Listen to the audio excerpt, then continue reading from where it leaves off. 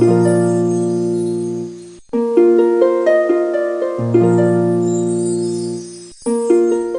welcome to Dex's Corner. My name is Adeze. I am a pharmacist, a wife, and a mother.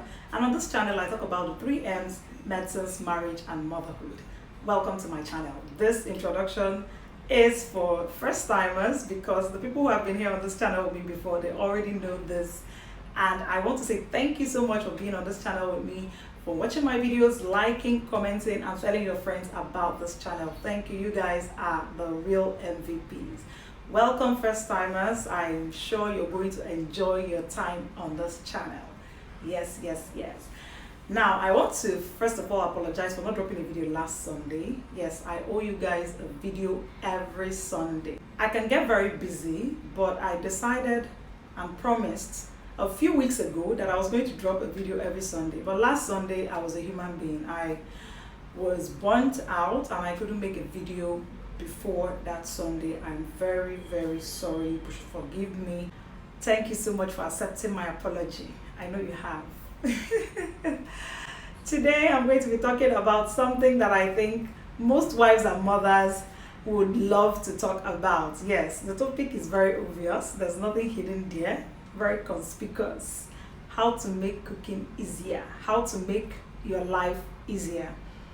Cooking is such a big deal. Yes, it is such a big deal because we need to eat to be alive, right? We need to eat to sustain life. That's one of the very most important things we need to do every day. What? Eat. It's very important, and in families and in marriages, it's such a topic. In fact, when you go on social media right now, and each time patriarchy and feminism talk comes up, cooking will be a central part of the discussion. Did you watch my last video? If you've not watched it, run and go and watch it. The video is very interesting. This is one video that I've gotten lots of people call me, send me WhatsApp messages, send me messages, and tell me they loved the video. So if you haven't watched it, please make sure you watch it right after this video. The link is up here, or you watch it after this video. Yes. So whenever the feminism talk comes up, or patriarchy, you will see they're cooking. Either they are dragging. No, it's women's job to cook in the house. Oh, a woman belongs to the kitchen. No man should cook in his house. I can't marry a woman who can cook. I can't marry a man who can cook. Just different opinions regarding cooking in families and in marriage. It's such a big deal. So today I decided to focus on talking about how to make cooking easier, so that this thing that is such a big deal, this chore that is such a burden, people can make this burden lighter. Yes, by adopting certain strategies and just taking certain steps. I'm going to be sharing from my own experiences, the things I've learned along the way. That's what I'm going to be doing. So let's start. But before we start, I want to say something, a small preamble to this cooking thing. I believe cooking is a life skill that everyone should acquire. Man, woman, boy, girl, male, female. Very important. Just the way you learn how to brush your mouth, have your baths, wash your clothes, just keep your things. It is very important to learn how to fix yourself a meal. Like, it's a survival skill that every human being should have. Yes. If you find yourself in a situation where there's no one to cook for you, but there's something that you can put together, you should learn how to put something together. It doesn't mean you have to be a very wonderful cook, a very wonderful chef. No.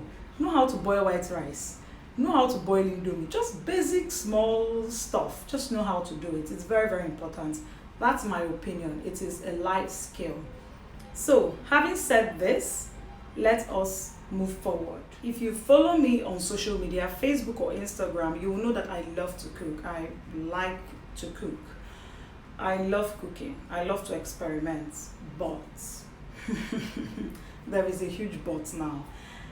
I can be very busy. So cooking tends to now become a burden because I have so many things to do. But when I am free, I can spend 4 hours in the kitchen just trying to cook, different things. I love to cook. So you can imagine if someone who loves to cook like me finds it difficult sometimes to cook because it's a lot of work. Imagine those who don't even like to cook in the first place. Cooking involves a lot of work. Yes, it does. In fact, the work starts from sourcing the food stuff, the food items you're going to cook. That's where the work starts from.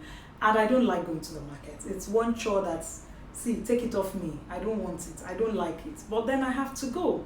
This reminds me of when I was still in my parents' house and I have to go to the market with my mom. Hey, hi, I didn't like going to the market. Then we will spend a lot of time because you know how Nigerian mothers can be, haggling. Oh, my mother will haggle, and then she will greet, and then just so many things. Plenty people, all her customers, even if she's not buying from that customer, she will go to greet the customer.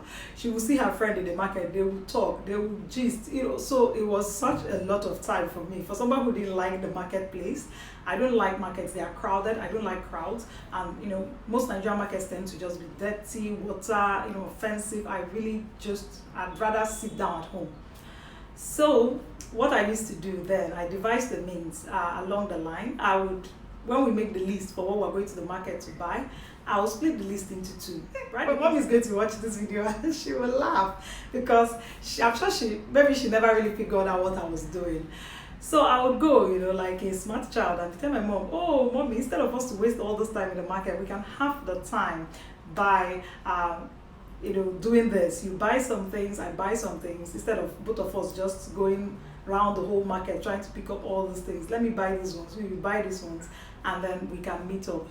And then we usually meet at Tom's shop. Tom is the guy that sells spices to her. So we always meet at that shop. I will always come back first. Obviously, I might do my shopping in 30 minutes or less. And for the next one, I'm sitting at Tom's shop waiting for mommy to get back. I didn't mind sitting in his shop waiting. He was someone I could, gist with. It was a very interesting waiting for mommy to come back. So I don't like going to the market, but I have to do it now. And this is one of the ways I make going to the market easy. One, I buy in bulk. Buying in bulk reduces the number of times I have to go to the market every month. Yes, it does. It's easier for me to go to the market once a month and buy things in bulk. Now, the things I can buy in bulk are things like vegetables, because, of course, they don't keep for long. But the way Port Harcourt is structured, you find that there must be a street market or a small market close to you for you to pick up vegetables like ugu, okra, and salad items every week if you need to do that. So I buy in bulk. There are things I buy once a year. For example, rice, beans, as much as possible gari, some other legumes and grains that I eat at home. I can buy those ones once a year. Abacha once a year, okpa once a year. I buy all those kind of things once a year. I don't have to go to the market every time for those things that can keep that long. Then every month I can go and buy meat that we use for 1 month. Things like crayfish, things like stockfish, things like dried fish, I can buy for as much as a quarter. In fact, crayfish a whole year. I buy one bag, it's for a whole year. If it's possible for you to buy in bulk, because I know buying in bulk also means you need to have money to buy these things in bulk.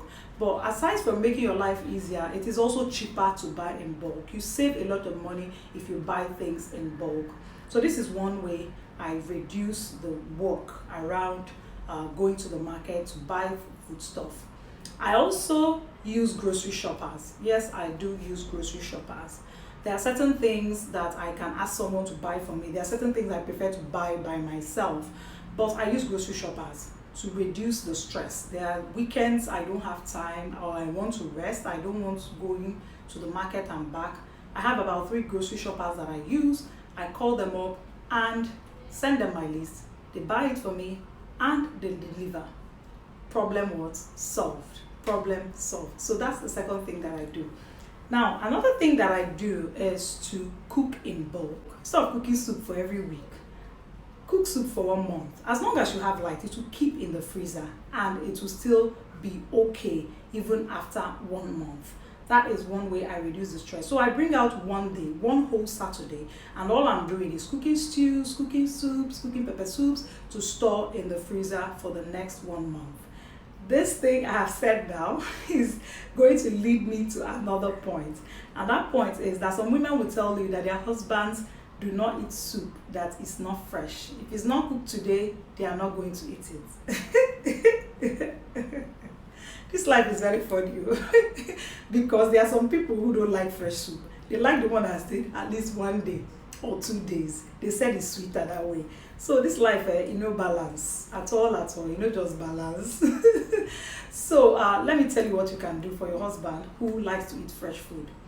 Fresh soup every day. There is a way around it. Everything but has a way around it. My father loves his vegetables and he loves them very fresh.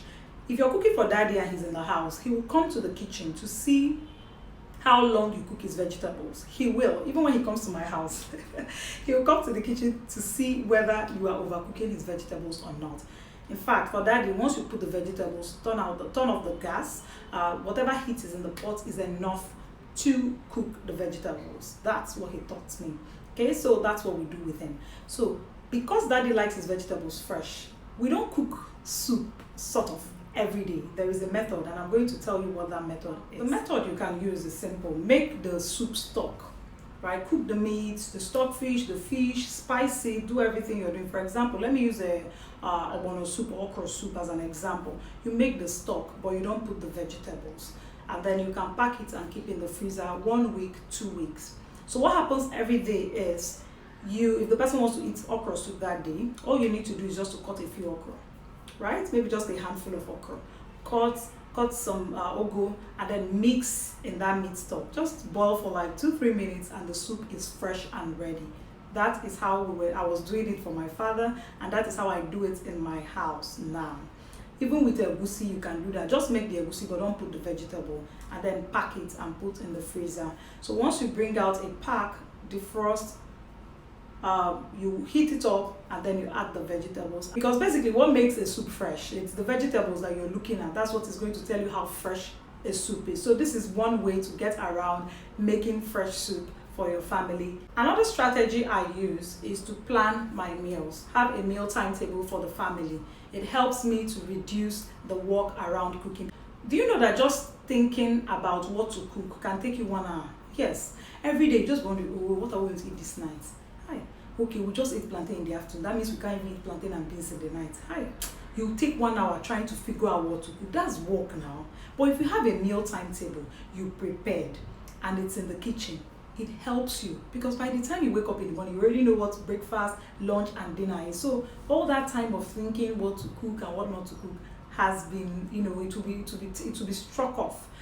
Another thing that I do is to pre-cook certain things. For example, I always make sure I have meat that is cooked, just meat, packed in the freezer. I have a stockfish that is cooked, packed in the freezer, right? So this makes it possible for you to be able to make soup under 30 minutes, because the meat is already cooked, the stockfish is already cooked, all the things that waste time are already cooked. For example, if you make onugbu soup, you know that having to wash the onugbu leaves, that's if you wash it by yourself, having to cook the ede and process it, all that can take time. But any day I have time, I can pre-cook most of those things. I'm not doing anything that day, I'm free. I pre-cook meat, I pack, I cook stockfish, I pack in the freezer, I can cook my ede, I put in the freezer, I get my bitter leaves washed and then I pack them in the freezer. It reduces cooking time, so that the day you eventually have to cook those things, all you need to do is just to bring out and mix and cook. That is one other method that I use, and this will also help those who make fresh meals every day for their family. So cooking some of these things and packing in the freezer is another way to reduce cooking time. One other thing I do to make cooking less burdensome is to prepare some things before when I need them. For example, you buy beans, right? You have your beans, you buy it in bag or you have it stored in jerry cans. Before we put them in the jerry cans, you can pick the beans. Yes, remove every other thing that you don't need. Pick the beans and pack them in your cans, so that each time you need to cook beans, all you need to do is just to pour out the beans and then straight to the pot. You don't have to spend another 10-15 minutes trying to pick the beans. That is one other way to reduce the burden around cooking, so that each time you need to cook, you spend as less time as is possible if all these things are already prepared beforehand. Another thing that I do to make cooking less burdensome is to use all the help that I can get. Yes, I have a house help and I try to teach her how to cook the way I like, so that if I'm not available or I don't have energy to cook, she can cook. I mustn't be the only one cooking in the house. I make sure that I teach her so that she's able to make meals that look like meals that I make myself. That is another way that I do it. And then when I don't have that kind of help at home and I don't have energy, I can outsource. I just find a great caterer and I make sure that I like this person's food. It's somebody I've eaten her food before or his food before and I like it and my family likes it.